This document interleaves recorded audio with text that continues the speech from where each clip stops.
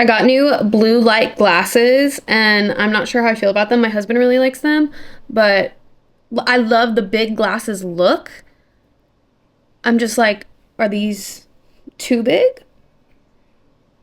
I don't need to be wearing them right now because I'm not staring at a computer, but like sometimes if I'm not wearing makeup, I like just wearing glasses. I've always wanted glasses. I don't know why. I just think people who put on glasses literally get 10 times cuter. Always wanted glasses. I, unfortunately, have perfect vision. But the blue light glasses do really help with headaches when it comes to staring at a computer screen all day, which I do. Maybe it's placebo. I genuinely feel like it's helped me sleep better. The only issue, I know you guys are going to get like a glare every now and then, but I think I'm going to keep them on. I'm getting used to wearing them.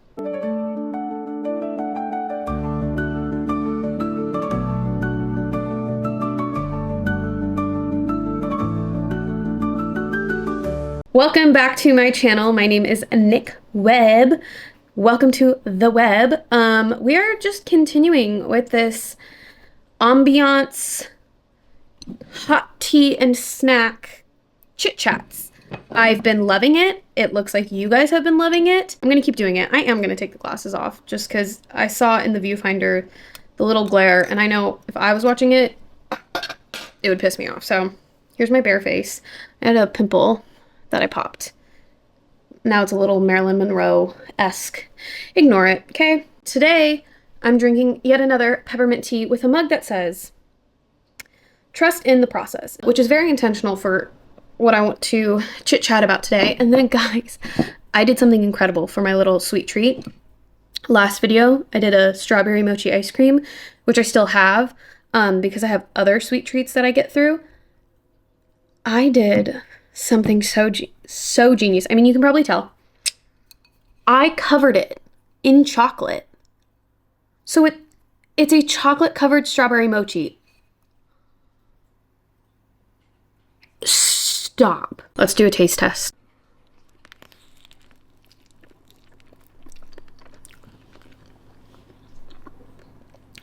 Shut up. That is stupid. This is insane. Sweet treat out of the way. Let's just get into my thoughts. I've been contemplating a lot of things all the time. I also had therapy today, so that also means I've been in a lot of thought. I didn't really talk about this in therapy because it's just been something like I've been contemplating for a while, and probably something my therapist has been trying to tell me for a while. It's been a big theme in my life, like the last few months. Probably a lot longer in my life, but I was ignoring it for a long time, as like most people do when it comes to patience. Yeah, we're talking about patience. I know it's very cliche.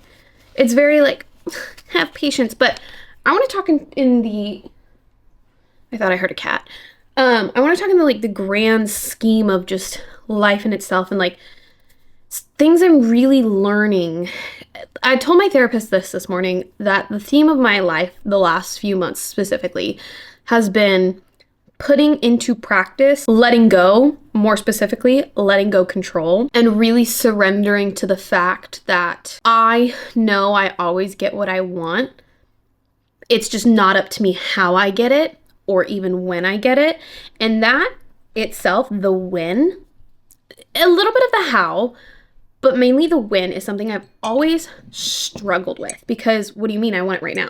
Like if I thought about it, if I said it out loud, if I prayed about it, if I dreamed about it, if I wrote it down in my journal, I want it right now. Give it to me right now. Like if I'm speaking it into my life, it means like I thought about it now, which means I need it now. When it comes to like my career and things that I want out of life, like, I mean, we see it in this instant gratification kind of generation, not even generation, just society that we are in. Because it's not a generational thing. I think not both, there's not only two generations. Boomers still exist. What's after Gen Z? Like, what's the generation behind them? Technically, I'm Gen Z. I'm a Gen Z millennial cusp. I just adhere to whichever one is the least embarrassing in the moment. I don't know what I am today. We live in an instant gratification kind of society as of right now, thanks to social media, virality. Even in the realm of like TikTok existing, it made it all more. I mean, how many people have almost $1 million careers overnight, essentially, because of something like TikTok? A viral video is no longer 1 million views. A viral video is like 10. I mean, there's now tiers to virality. A viral video used to be like, if you hit 1 million views, do you know how many videos I have at 1 million views? Which is a little bit like, I have a ton of videos at 1 million views. Like, calm down. But what I'm saying is I've hit the 1 million view threshold multiple times, and it doesn't feel like I've attained anything because there's people with the 10 million views. Like, there's influencers on TikTok that are hitting 10, 12 million views just easily. And it's so weird because that exists in this society. You can so easily change your life overnight in the realm of social media. And then to be like, sound a little bit millennial boomery of me, even in the realm of microwaves, you can have your meal a lot quicker. I mean, microwaves, air fryers, like, who uses their oven anymore? I do. Because I think it makes things taste better, and like chicken tenders are crispier in the oven. Also, the air fryers give things a weird taste. I'm also afraid of them blowing up. Like, I've heard stories. Anyways, besides the point. Everything is instant, and I fell into that trap, especially when I began really diving into my social media like career. And I'll call it a career because I've monetized off social media. But I wanted it right away. I heard the stories. I had the viral videos. I had a video at 3 million views. So, okay, this must be it. This needs to change my life, right? I had to learn in a very painful way. It takes time. Like, a real thing takes time. And everybody says it takes 10 years to become an overnight success. There is all this background work that nobody knows about. And then one day it flips. And so to everybody, it looks like an overnight success, but the reality is for the person, it's not. And I couldn't grasp that for a long time. And I think sometimes things are instant, and sometimes things have to adhere to the process. I think when you desire something, when you pray for it, when you manifest it, whatever you do for the thing that you want, everybody says, believe like it's yours. Thank the Lord like he already gave it to you. Speak like you have it for you to then receive it. Like they say, and this is even like in the church, what they've told me is, as soon as you speak it, it's yours. Like, as soon as you pray for it, it's yours. The desires of your heart, things like that. And I do believe that it's true because I look back on my life and I'm like, I've gotten literally everything I've wanted. My cat is chasing nothing that I at least see.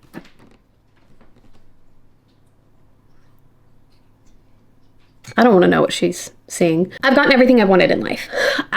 Some things took like 10 years and I'm like, oh my gosh, I remember I did say I wanted this. I have confidence because I've had it happen. And I look at my life even right now and I'm just like, I have gotten so many things that a past version of me has wanted. That's why I always try to say, be grateful and present in the current moment you're in, because there is a past version of you that wanted it so bad. And that's helped ground me a little bit when I'm now desiring new things, but I'm stuck in, I wouldn't even say stuck because I'm not stuck, but I'm experiencing what a past version of me wanted. And I think with life, we will always be trying to propel forward, especially in the capitalistic hustle society that probably all of us have been raised in. There is this kind of nature to continue just infinite growth. You know, you hit a goal, okay, do the next goal. Okay, now have a new and dream bigger and succeed more and more and more and more. And I don't really know where my scale inherently ends. I don't know when I retire from the dreams and the goals. I think I unfortunately understand that I will have 1 million dreams and I will get everything I want, but I don't know fully, truly if I'll achieve every dream. And that's like something I have to unpack in my own time. Because you think about just like people who are like on their deathbed and they're like, I always wanted to go travel the world, and I never did because of fear. And the reality is sometimes we will hold ourselves back from the things that we do want or we want to experience or things like that. But when you're actively, I think, pressing towards something like a dream, just think of the one big dream you have. The one big dream. Just think of that one thing and stick with it through my rambling. The only way you're not going to achieve it is because of you. And that is on a number of ways on this spectrum. It could be you let fear control you and you don't pursue opportunities that come your way. It could be somebody, doesn't support you, down talks your dream, and you listen to them. It could be you fell flat on your face and you gave up instead of pushing through, pushing forward. At the end of the day, you're going to continue to have opportunities that will push you towards it, and the only thing that's going to stop you is you. I think what we have to understand is it doesn't mean it's gonna happen instantly. In fact, majority of the time, things won't happen instantly. There is a process to life. I don't know the process. Everybody's is different. I think there's just a spectrum, and I think also there's no inherent goal of humanity except to experience all that is. Our process will all look different. Like if you want to be an actress, there are child stars that achieve that dream far before you. And that can be frustrating because it's like, well, they have what I want, but their big dream and goal might be something else. Maybe their big dream and goal has nothing to do with acting. They're just getting their bag to go to a college fund. And then think of Bridget Mendler. Let's talk about Bridget Mendler, our queen, Eye of the Hurricane, Bridget Mendler, child actress. Good Luck Charlie. Great show. That was probably the last Disney Channel show I ever watched. I'm sorry. Dr. Bridget Mendler. Let me correct myself and be respectful. Literally, what is all the things she's doing? That's the thing. I can't even remember all the things she's doing because it's so much and it's all so successful and it has nothing to do with acting. Bridget Mendler. She is, well, first of all, her education list, her professions, I have to hit the more tab just when you Google for quick facts. What does Bridget Mendler do now? CEO and co-founder of the satellite data startup Northwood Space, earned a JD from Harvard Law. She's getting her PhD. Maybe this is old. I thought she already had her PhD. With MIT's Center for Constructive Communications and Social Machines Group. She's just a genius. She's just a genius. All this to say, at one point she might have been living your dream sooner than you were, but her dream was something else. Which is another reason we cannot compare ourselves to people, because for all we know, Bridget Mendler was looking at every scientist like, I'm stuck doing TV. I love this, but I don't want to do this for the rest of my life. And they're getting to look at and build and be CEOs of satellite companies. What is meant for you will come in time. Your process is just your process, and it's different. There's a lot of things I look at in my life where I'm so glad I got to learn the lesson before I received the thing. But then there are some things I have to learn my lessons through receiving the thing. Like I'll think about my relationship. There is a lot I healed from, learned from, grew from, that I feel led to me kind of allowing space for my husband to now enter my life. But there was a lot of things I had to learn in the relationship that I would have never learned had I not stepped into the relationship, because how can I know something needs to be healed or grown from if I'm not in an environment that kind of triggers that? But there's some things in my life where I'm like, wow, the waiting period allowed me to learn so much. So when I hit the goal I want with it, I'm ready to fully receive it. And then there are some things where it's like, I've learned some stuff, but I know I'm going to learn a lot more once I have it. It's going to make me learn a lot more. I think I want to title this video, Patience is a Bitch, but She Wants to Be Your Wife. That is so stupid, but I'm going to do it because when we think of patience, like anybody you talk to, majority of the time they're going to be like, I hate being patient. I remember like growing up, my dad always said, the most dangerous prayer you can pray is, God, teach me patience, because he's going to throw you some things to teach you patience. And I'll tell you, I listened to my dad. I did not pray for patience for a long time because I did not want to have to learn it. The unfortunate thing is, at some point in your life, you're going to have to learn patience. Waiting is so scary because it's this disillusioned journey of, what if I don't get it? But the waiting period is almost like a hall of mirrors, and everything is reflected back to you and echoing back to you, that you have to navigate and kind of touch each mirror and decide, which one can I finally walk through? The waiting period is sometimes the most important part. Sometimes it's what really proves, do you even really want this thing? Because that's the thing, is you're going to get everything you want, and sometimes you get it and realize you actually did not want it, or it was actually not what was good for you. Not to be cliche, but I'm going to be. It's not about the destination, it's about the journey. But it's so true.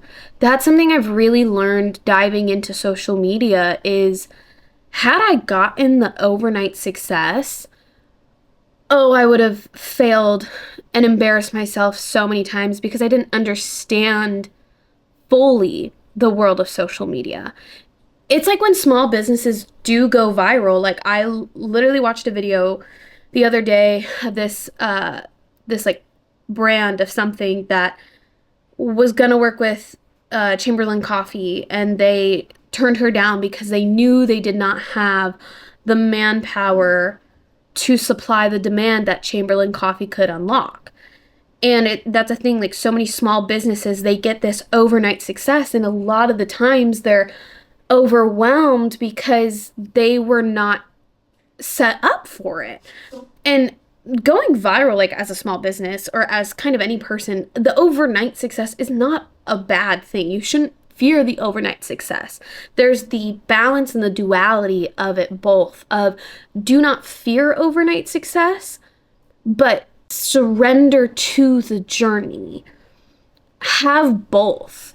While you're in the beginning phases of whatever it is, surrender and be present to that journey.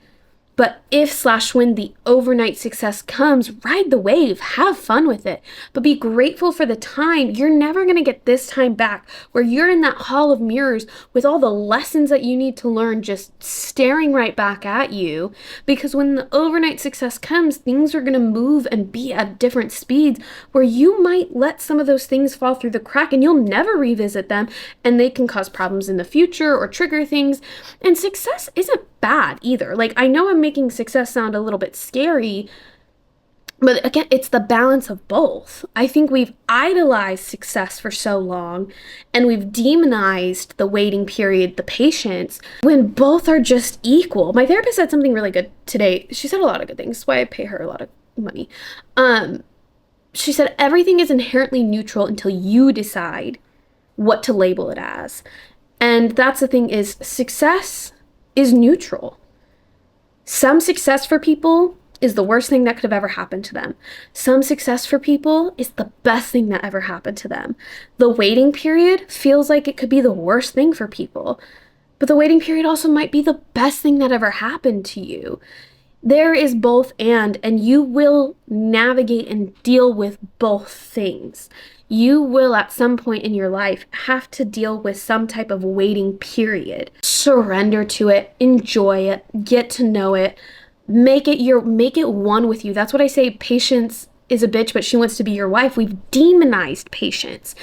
We think it's the worst thing in the world. We don't even want to pray to have patience because that means we're going to have to navigate hard moments to deal and learn and get comfortable with patience. But patience wants to be one with you. And when you have patience, you're able to let go control a lot easier because you're not afraid of waiting. You're not afraid of it not happening, because delayed doesn't mean it's not gonna happen. Taking time doesn't mean it's not yours and you'll never achieve it. Just because you have to dance with patience through this process doesn't mean you're not going to achieve it. And even when you hit the success, like they say, more money, more problems, there's always something that you will be navigating, no matter what level and threshold you are at achieving the dreams, success, the things you want. There will be something on the other side. Life is an endless journey of learning, growing, evolving, and it's beautiful. And so if you don't marry patience now, if you don't become one with her, she will always feel like the demon in your corner. She will always feel like the nagging, painful thing that seems to be stopping everything you want. But if you flow with her, first of all, you're just going to look at life a lot better.